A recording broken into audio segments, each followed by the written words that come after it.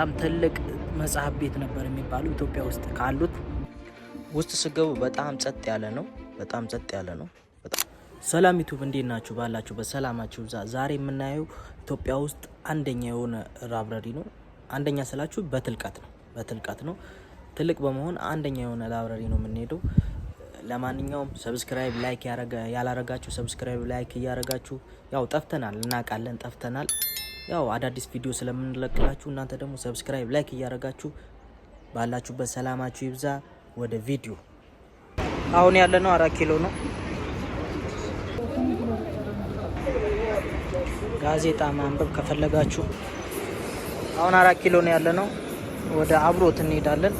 አብሮት አለ የተባለ ኢትዮጵያ ውስጥ አንደኛ መጽሐፍ ቤት ነው። በነገራችን ላይ በዚህ አጋጣሚ ሰብስክራይብ ካላረጋችሁ ሰብስክራይብ እንድታረጉ ይመን። ወደዛ እንሄዳለን። እዚህ ጋር ትዝ ካላችሁ እዚህ ቦታ ላይ ከፍታ ያለው ድልድይ ነበረ። አሁን ይሄ በነገራችን ላይ የምድር ስር መተላለፊያ ነው። ቅድም እንደነገርኳችሁ ከላይ ድልድይ ነበረ፣ ድልድዩ ነበር መሻገሪያው። አሁን ላይ እሱ ፈርሶ ከስር እንደዚህ ተሰርቷል ማለት ነው። እንደምታዩት የተለያዩ ሱቆች አሉ። ግድግዳው ላይ ደግሞ ቴሌቪዥኖች ምናምን ነገር አሉ። ደስ እየወጣ ነው ይላል። ለማንኛውም ቪዲዮ እስከ መጨረሻው ያያችሁ ይመቻችሁ። አምባሳደር ደርሰናል።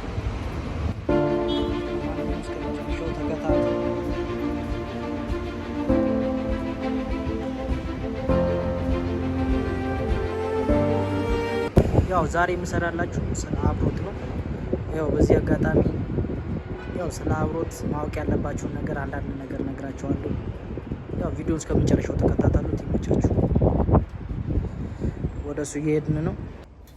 ከመግባታችን በፊት ስለዚህ ላይብረሪ አንዳንድ ነገር ልንገራችሁ። የመጀመሪያው ቤተ መጻሕፍት ከዩኒቨርሲቲ ውጭ በ1936 ዓመተ ምህረት የዛሬ 78 ዓመት የተከፈተው ብሔራዊ ቤተ መጻሕፍት እና ቤተ መዝገብ ናቸው።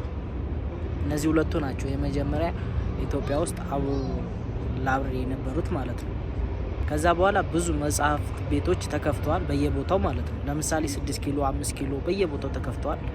ግን እነሱ ብሔራዊ ቤተ መጻሕፍት በጣም ትልቅ መጽሐፍ ቤት ነበር የሚባሉ ኢትዮጵያ ውስጥ ካሉት በጣም ትልቅ መጽሐፍ ቤቶች ነበሩ። ከዛ በመቀጠል አብሮት ተከፈተ ማለት ነው። አብሮት በጣም ዘመናዊ የሆነ መጽሐፍ ቤት ነው። ስለሱ አንዳንድ ነገር ልንገራችሁ። ለምሳሌ 1.15 ቢሊዮን ብር ባጀት ወጥቶበታል። በ19,000 ካሬ ሜትር ላይ ነው የተገነባው። አብሮት መጽሐፍ ቤት በ19,000 ካሬ ሜትር ላይ ነው የተገነባው ማለት ነው። 1.5 ኪሎ ሜትር የሚሆን ሼልፍ ርዝመት አለው። ሼልፎቹ ማለት የመጽሐፉ የሚደረደርበት ቦታ ላይ ማለት ነው። ይህን እርግጠኛ አይደለሁም፣ ግን 1.4 ሚሊዮን ቡክ መጽሐፍ አለ ይላል። የሆነ ጉግል ላይ ሰርች እንዳረኩት ከሆነ ከዛም ሊበልጥ ይችላል። እርግጠኛ አይደለሁም። ይሄን ይመስላል። ስለሱ ውስጡን ደግሞ አንዳንድ ነገር እናያለን። ውስጥ ገባ ብለን ማለት ነው። ገብተናል። በጣም ውስጡ ደስ ነው የሚለው። በጣም ጸጥ ያለ ነው። ሁሉም የራሱን መጽሐፍ ይዞ ነው የሚያነበው ማለት ነው። እኔም እዚህ ጋር እንደምታዩት አሁን የሆነ መጽሐፍ ላንብብ ብዬ ከነሱ በማየት የሆነ መጽሐፍ ይዤ ነበረ። በጣም ነው የተመቸኝ መጽሐፉ። ከምሬ ነው የምላችሁ። መጽሐፉ ይሄ ነው። በጣም ደስ የሚል መጽሐፍ ነው። ይሄን መጽሐፍ አንብባችሁ መታውቁ። በጣም ነው የተመቸኝ መጽሐፉ። አንድ ነገር የምነግራችሁ ነገር ተማሪ ከሆናችሁ ማለት ነው፣ ተማሪዎች ይሄን ቪዲዮ የምታዩ ከሆነ ለማጥናት ከፈለጋችሁ አብሮት ሂዳችሁ አጥኑ። ምክንያቱም አንደኛ የፈለጋችሁትን መጽሐፍ ታገኛላችሁ፣ ሁለተኛ ደግሞ በጣም ጸጥ ያለ ነው። ከምሬ ነው የምላችሁ። ውስጡ ጸጥ ያለ ነው። የፈለጋችሁትን መጽሐፍ ራሳችሁ ነው መርጣችሁ ሼልፉ ላይ የምትወስዱት። ከምር በጣም ነው ደስ የሚለው ማለት ነው። እኔ መጽሐፌን አሁን እየመለስኩ ነው። ቅድም ያሳየዋችሁ መጽሐፍ ማለት ነው። እንዳለ በቃ ሰው የራሱን መጽሐፍ ነው የሚያነበው። እዚህ ጋር እያያችሁ ነው። ከፈለጋችሁ ደግሞ ዋይፋይ እንደልባችሁ ስለሆነ ስልክ ምናምን ነገር መጠቀም ትችላላችሁ። ኢንተርኔት እንደ ልብ ስለሆነ ማለት ነው። ዋይፋይ እንደ ልብ ስላለ የፈለጋችሁትን ስልክ ዲቫይስ ምናምን እያመጣችሁ መጽሐፍ እያነበባችሁ አጠገብ ደግሞ የፈለጋችሁን ሰርች እያረጋችሁ እያያችሁ ማንበብ ትችላላችሁ ማለት ነው። ሰነፍ ተማሪ ካላችሁም በጣም በቃ ማይንድ ሴታችሁን መለወጥ ትችላላችሁ ማለት ነው። በአሁኑ ጊዜ ነው በቃ ጎበዝ መሆን ከፈለጋችሁ በአሁኑ ጊዜ ነው ማለት ነው። ውስጡ በጣም ሰፊ ነው ማለት ነው። እንደምታዩት ከላይ ቁማችሁ ስታዩት 3 ፎቅ ነው ያለው። በቃ በጣም ሰፊ ነው። በቃ በየቦታው መቀመጫው ምናምን ነገር በጣም ነው የሚመቸው። ደግሞ ደስ የሚለው ነገር ስለዚህ መጽሐፍ ቤት የተመቸኝ ነገር 24 ሰዓት ነው የሚሰሩት ማለት ነው። ከፈለጋችሁ 24 ሰዓት ሄዳችሁ መጠቀም ትችላላችሁ። እኔ የሆነ እንትን ላይ እንዳየሁት ከሆነ በቀን 10,000 ሰው ያስተናግዳል ይላል። ስላችሁ በቀን 10,000 የሚሆን ሰው መጥቶ መጽሐፍ ቤቱን ያነባል። ደግሞ የተረዳሁት ነገር ብዙ ሰዎች እድሜያችሁ የገፋ ትላልቅ ሰዎች ራሱ ሊያነቡ ይመጣሉ ማለት ነው እዚህ መጽሐፍ ቤት።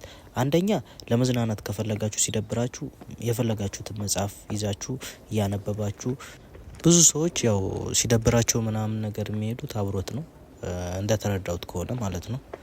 ብዙ ትላልቅ ሰዎች ራሱ አብሮት የሚሄዱ ሰዎች አሉ። ያው ለማንበብ የተለያየ ነገር በቃ። ደግሞ የሚገርመኝ ነገር እኔ ብዙ ጊዜ አይቼዋለሁ። ማታ ከሌሊቱ 9 ሰዓት 24 ሰዓት በቃ ክፍት ስለሆነ ማታ መጥተው የሚያነቡ ልጆች አሉ። ይሄን ደግሞ ያው ከስራ ስመለስ ምናምን ብዙ ጊዜ ያያለሁ በዛ ስለማልፍ ማለት ነው።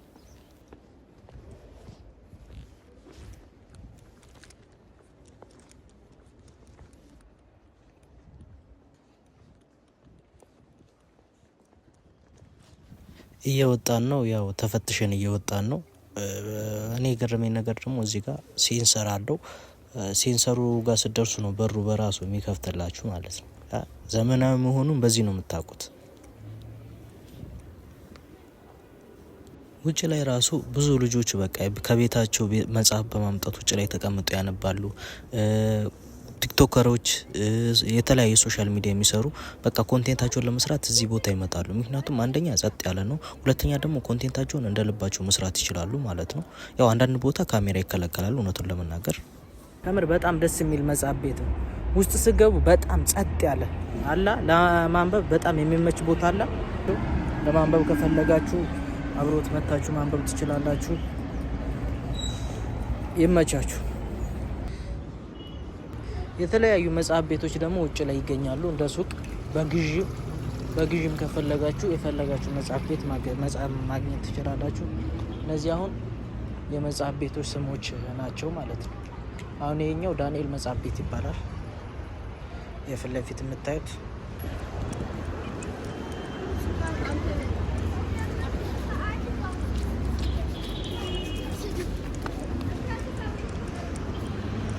የዛሬ ቪዲዮ ይሄን ይመስል ነበረ። በሌላ ቪዲዮ እስከምንገናኝ ድረስ ያው እናንተ ደግሞ ሰብስክራይብ፣ ላይክ ማድረግ እንዳረሱ።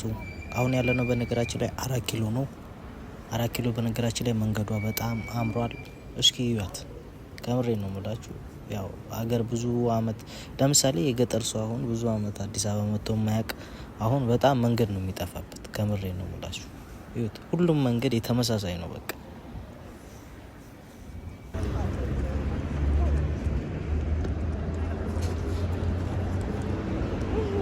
በሌላ ቪዲዮ እስከምንገናኝ ድረስ ሰላማችሁ ይብዛ። ሰብስክራይብ ያው የተለመደው ማድረግ እንዳረሱ፣ ላይክ አርጉ።